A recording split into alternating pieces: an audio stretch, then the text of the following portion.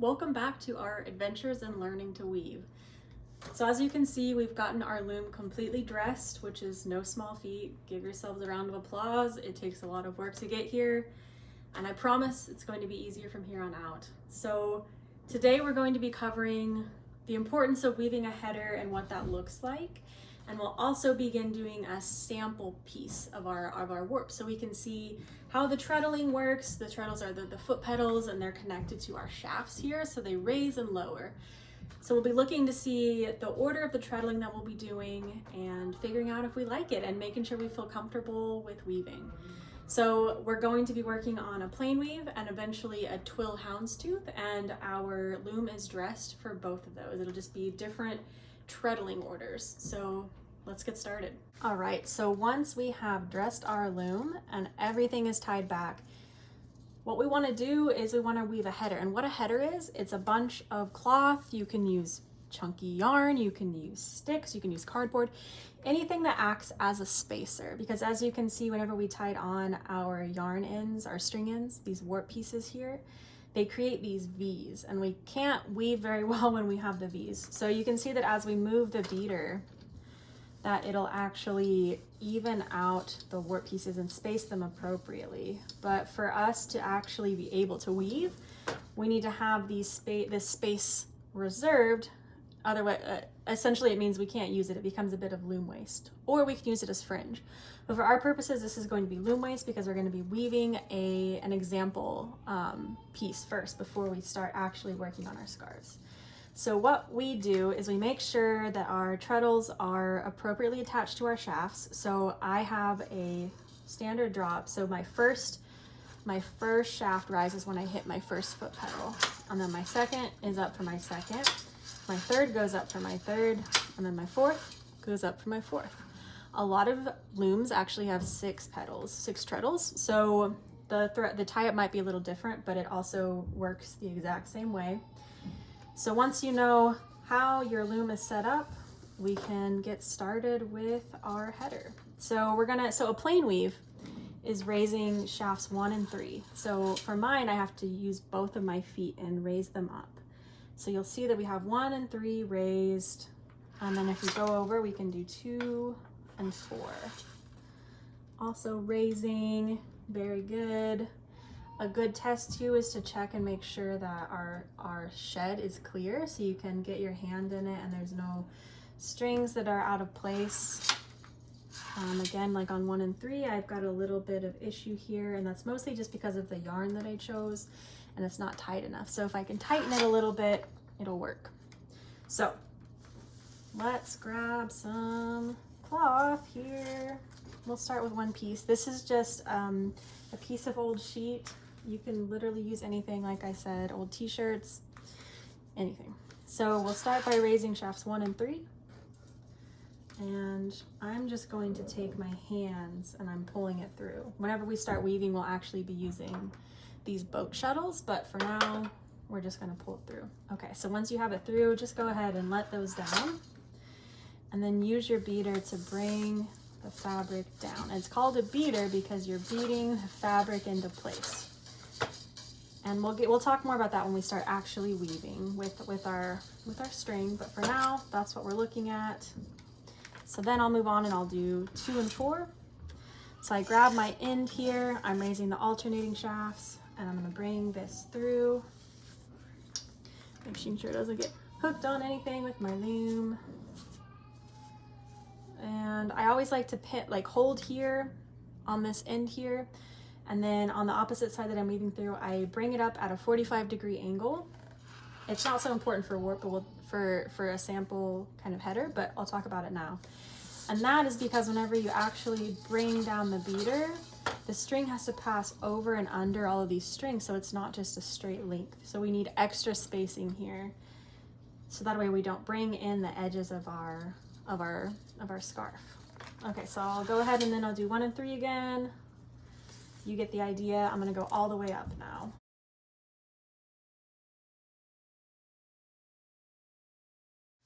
You'll see once we have woven, about 3 or 4 inches to our header, that there's actually not a lot of space to fit things into the shed anymore, and that's just because we need to wind back. So to do that, you'll have a hand crank, and every loom is a little different. So for mine, you need to release the brake.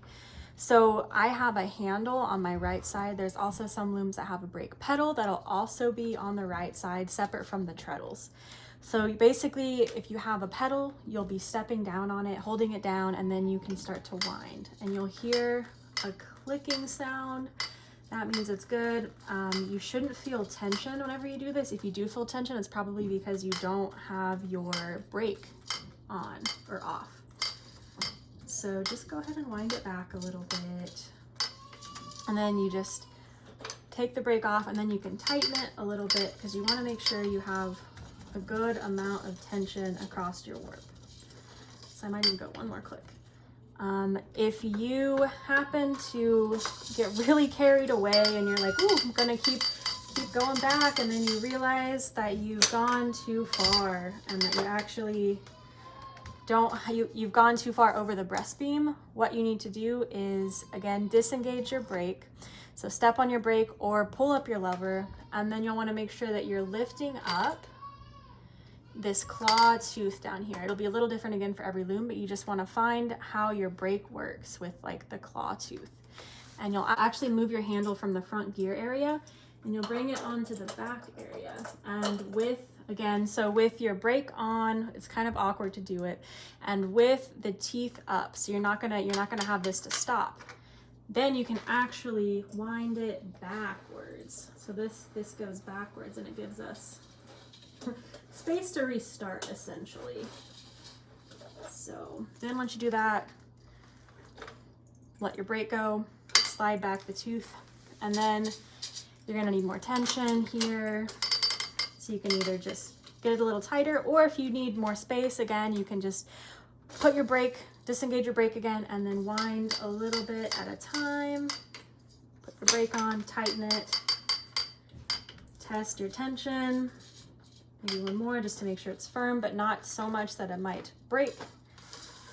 You can slide your beater to see if it slides easily, but there's no real issues with that, that everything beats easily. If so, that means you've done great. So once we've wove our header, we're ready to start using our yarn to begin weaving. And to do that, we're actually going to use some additional equipment. So we'll have a spool. These are just plastic pieces that actually fit inside a boat shuttle like this. Boat shuttles come in many shapes and sizes. This is just kind of the standard.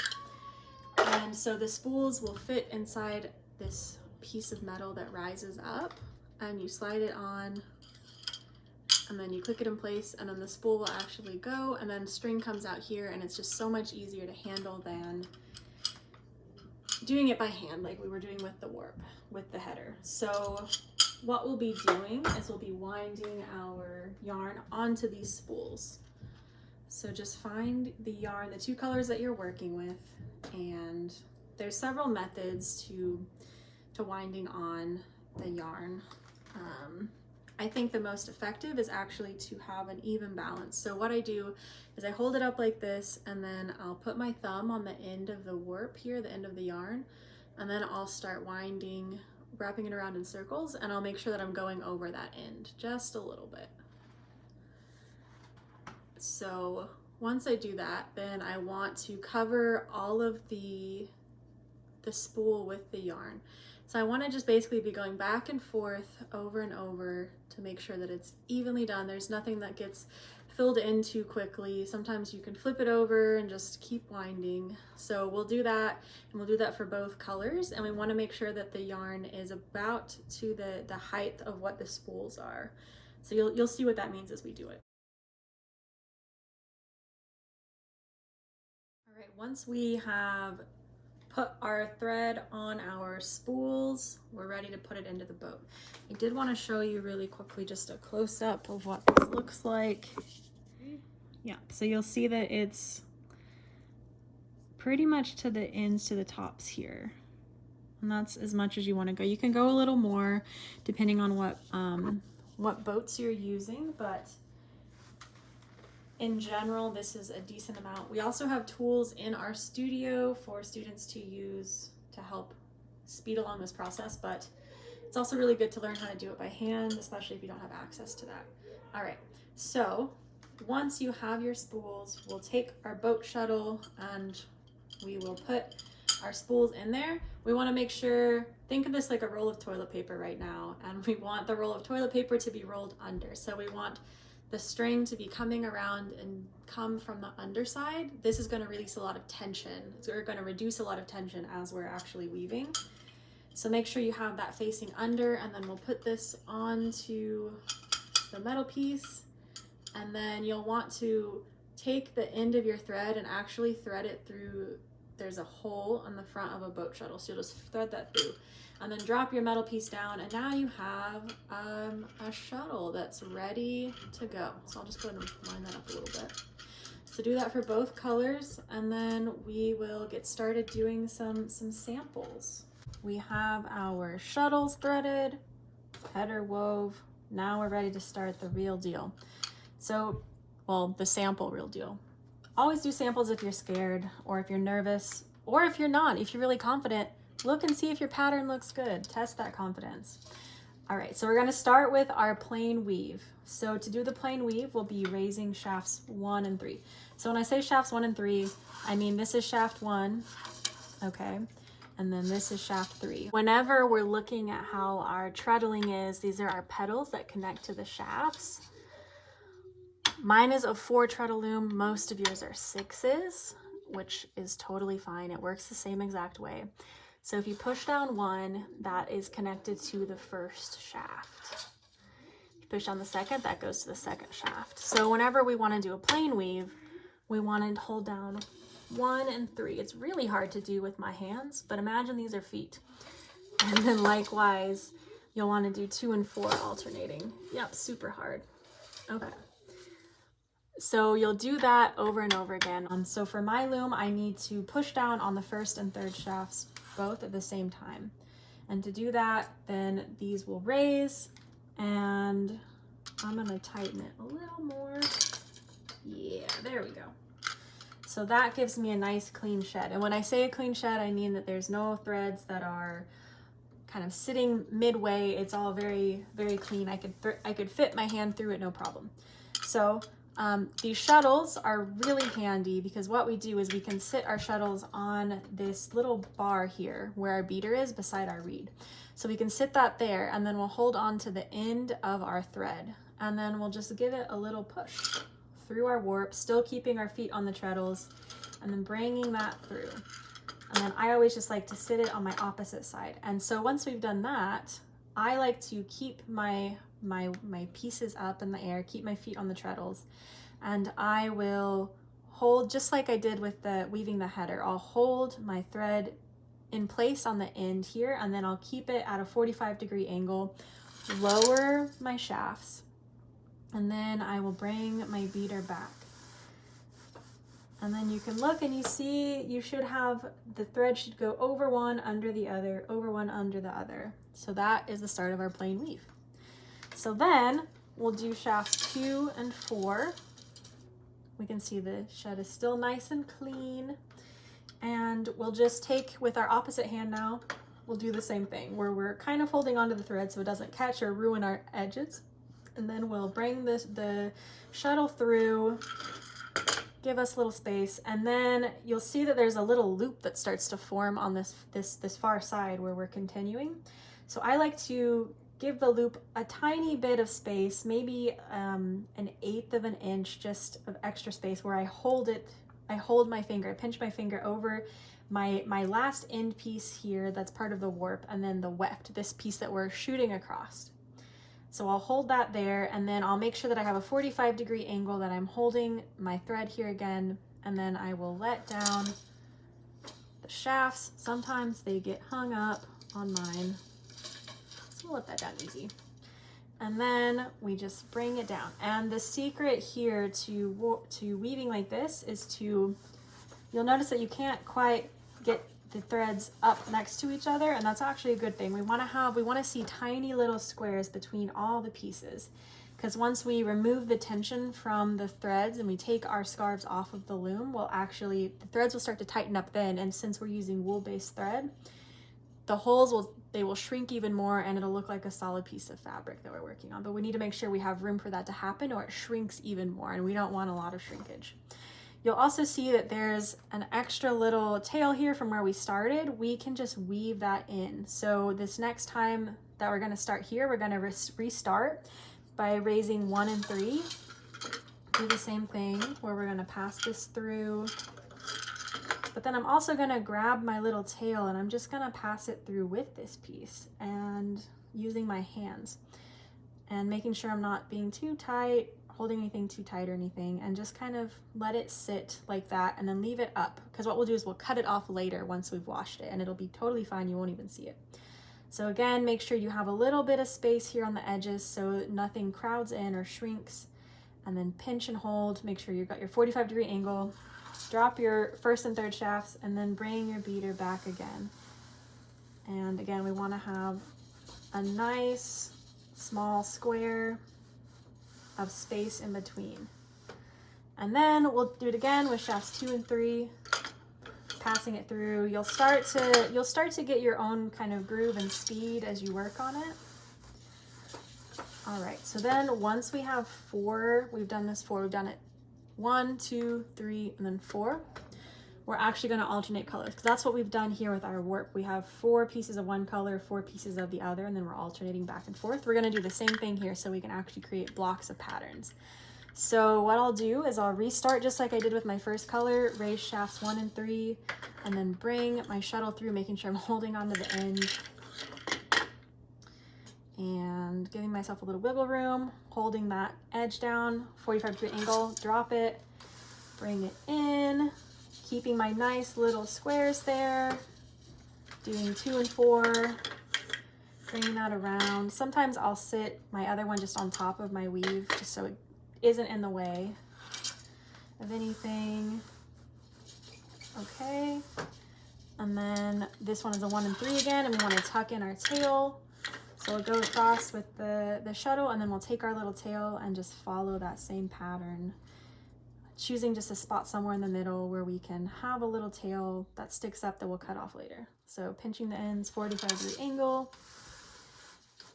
and then one more time on 2 and 4. Through. Perfect. Okay.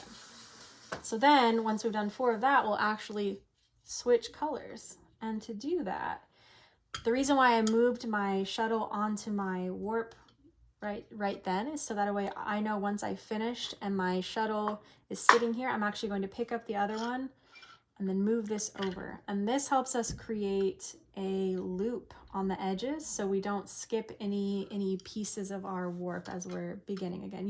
It'll make sense. You'll start to see it as it goes on. If it doesn't work all the time, that's okay too. It just creates nice clean edges. So we'll restart 1 and 3 like that. And you'll see whenever you bring it down that you'll have this little loop, and you'll have the loop going all the way through on the entire right side, because that's where we're starting our pieces. So you'll also start to see patterns forming. So you'll see whenever you have the yellow overlapping the yellow, then you'll have a solid block, and the same for the opposite color. And you'll see that they interact, or whenever the colors don't match on top. So that's how we get our patterns. So go ahead and weave a little bit, practice that, make sure you like how it looks. And then I'll show you how to actually weave a twill too that you can do as a sample. And that'll be for the second scarf that we make.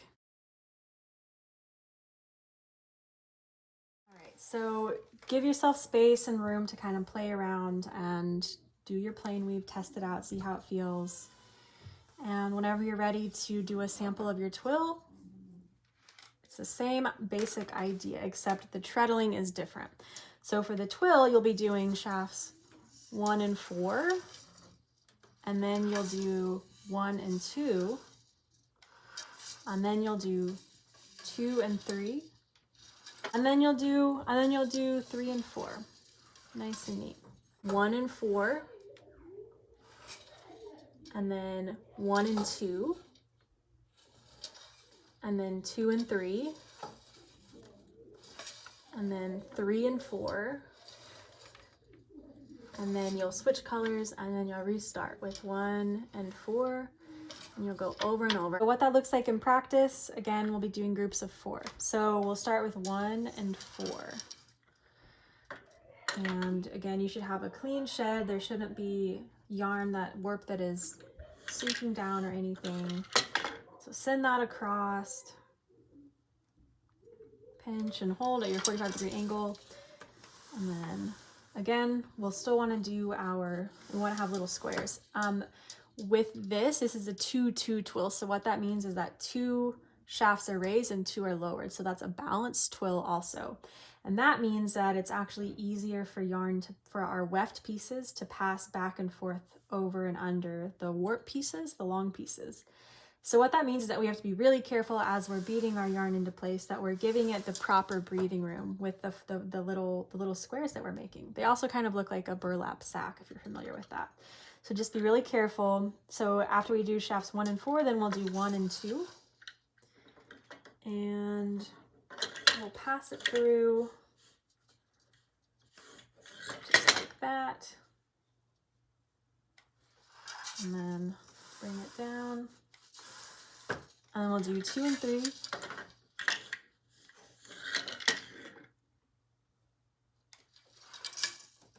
Okay. And then we'll do 3 and 4.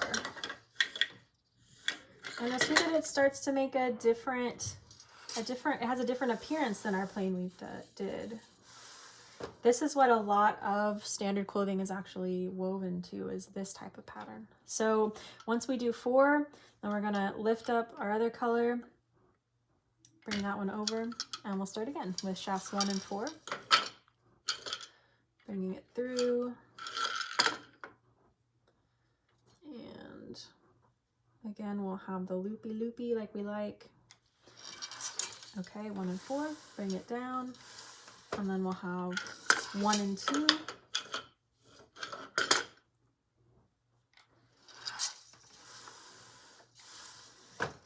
And 2 and 3.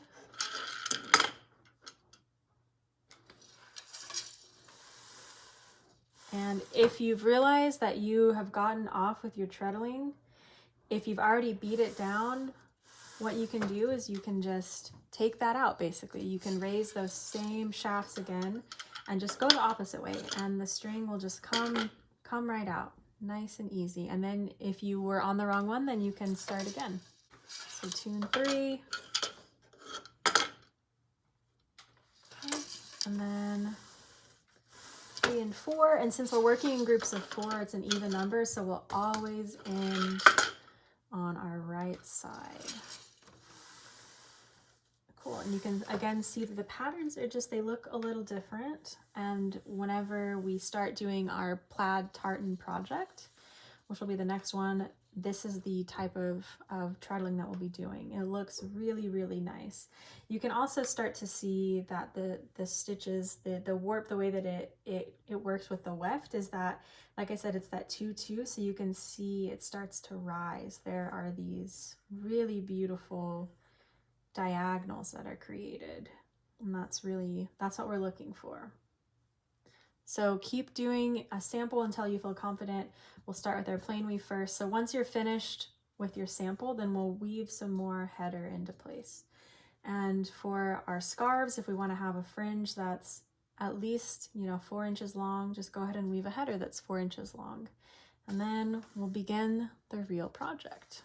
So I wanted to bring you in for a close-up so you can kind of see. So this is my plain weave here. It's just over and under. You can see the blocks of color starting to form, and then these top 2 are my twill. And it's harder to see, but you can kind of start to look at how the threads lay differently. And if you feel it, it's more of a texture thing. You can feel these diagonals forming. They're more apparent with more colors that you use. They look really nice, but this is the weave that we'll be doing for most of the rest of the semester. But this is our good sample starter to get comfortable, and we'll move on to this one in the same project, but a different scarf.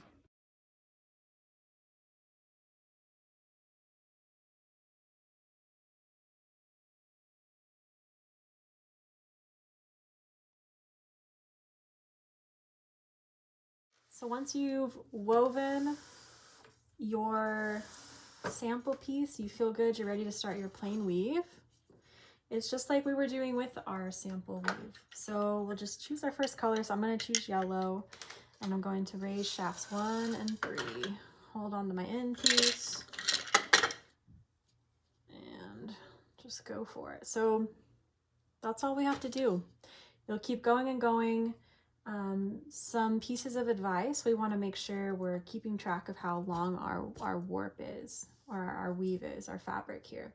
So that's why we have tape measures. So once we reach, say, every 10 inches, then actually take a piece of thread that's a different color than what you're working on, and take maybe like a 6-inch piece or so, and you'll actually just kind of loop it like that, just set it into the warp, and this will pull out once we're done. But as we're going through and weaving, we can look down at our beam down here and see, we can count all of the pieces, and that'll tell us how many 10-inch increments we have. We want to keep working. We want to have each scarf to be approximately 60 inches. We have extra yarn to use. We wove extra in our 6-yard totals, so definitely feel free to make it up to 72 inches long. It'll just be a longer scarf.